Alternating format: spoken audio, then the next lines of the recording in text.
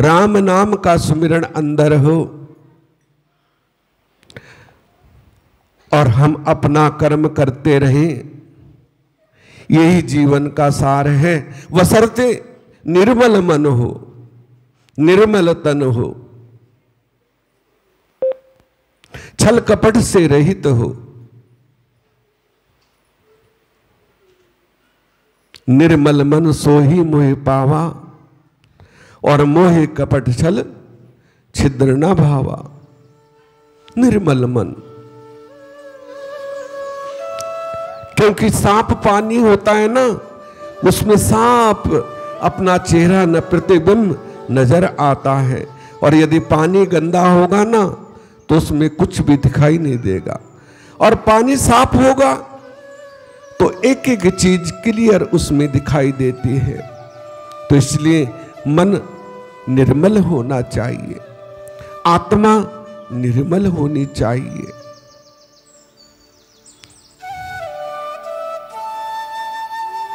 श्रुति शास्त्र वेद मीमांसा पुराण, हमारे जितने भी ग्रंथ हैं सब में लास्ट में यही कहा है कि नाम जपो,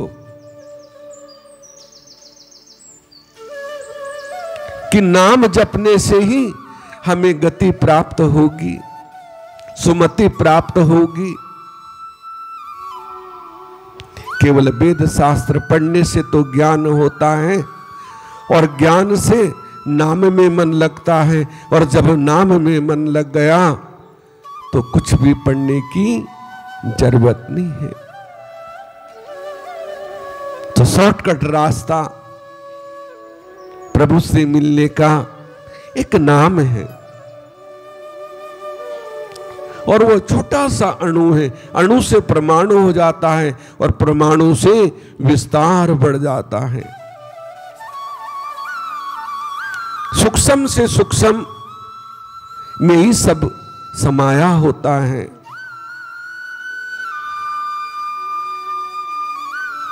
जब अंत समय होगा ना तो हम वेद शास्त्र नहीं पढ़ सकते, हम पुराण नहीं पढ़ सकते, हम रामायण नहीं पढ़ सकते, क्योंकि उस समय तो, लेकिन जो हमने जीवन में पढ़ा है और उसके साथ नाम जपा है, वही अंत में हमारा कल्याण करता है। वही हमें उस परमेश्वर, उस प्रभु से, श्री राम से मिला देता है। क्योंकि अंतमता सोगता, कि जो हमने जीवन भर किया ना, वही अंत में भी हमें याद आता है, और रह रह के याद आता है। ये बातें याद रखना। ये जीवन अनित्य है, यहां नित्य कोई नहीं है। जो इस पृथ्वी पे आया है उसने एक दिन अवश्य जाना है, हमारा सच्चा घर वो परमेश्वर का घर है। हम केवल और केवल अपने कर्म भोग के लिए इस संसार में आए हैं,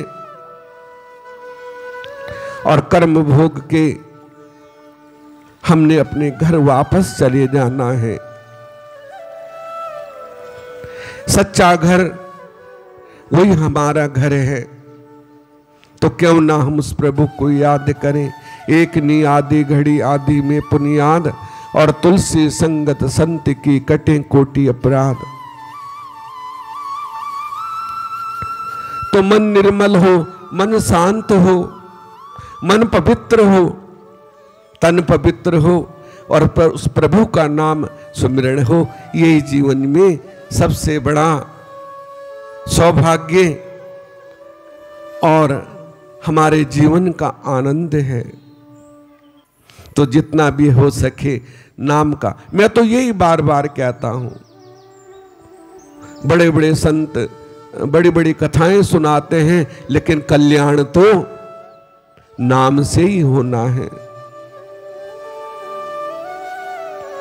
क्योंकि नाम ही जीवन का सार है। बस केवल अपने मन को उस नाम में लगा लो, गुरु के चरणों में लगा लो, तो जीवन का कल्याण हो जाएगा। यही जीवन का सार है। अब आरती होगी और सभी माताएं भाई आरती करेंगे। और शनिवार को हनुमान जयंती है, उस दिन भी शाम को यहाँ पे गीता पाठ होगा। उसके बाद भंडारा है। सभी माताओं भाइयों ने अधिक से अधिक संख्या में पहुँचना है। प्रत्यक्ष पूर्णिमा को होता है और इस बार तो हनुमान जन्मोत्सव है।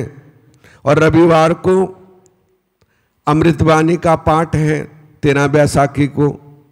और उसके बाद 4:30 से सुंदरकांड का पाठ है 6 बजे तक। उस दिन खाली हमारी माताएं अमृतवाणी कर लेंगी, थोड़ा कीर्तन बाद में कर लेंगे सुंदरकांड के बाद। तो 13 बैसाखी को भी दोनों दिन प्रोग्राम है, तो सबने आना है। प्रसाद मिलेगा सबको और नाम का प्रसाद तो मिलेगा ही, ठीक है ना। तो सबने आना है और हर रविवार को अमृतवाणी का पाठ होगा, सबने पहुंचना है। 4 से 6 करेंगे ना, 4 से 6। इस बार तो चलो अमृतवाणी तो होगी और भजन भी होंगे, लेकिन साथ में सुंदरकांड भी होगा, क्योंकि उस दिन 13 बैसाखी है और सबने पहुंचना है। इतवार और शनिवार दोनों दिन प्रोग्राम है शाम को, ये याद रखना है और सबने पहुंचना है। बोलिए श्री रामचंद्र भगवान की जय।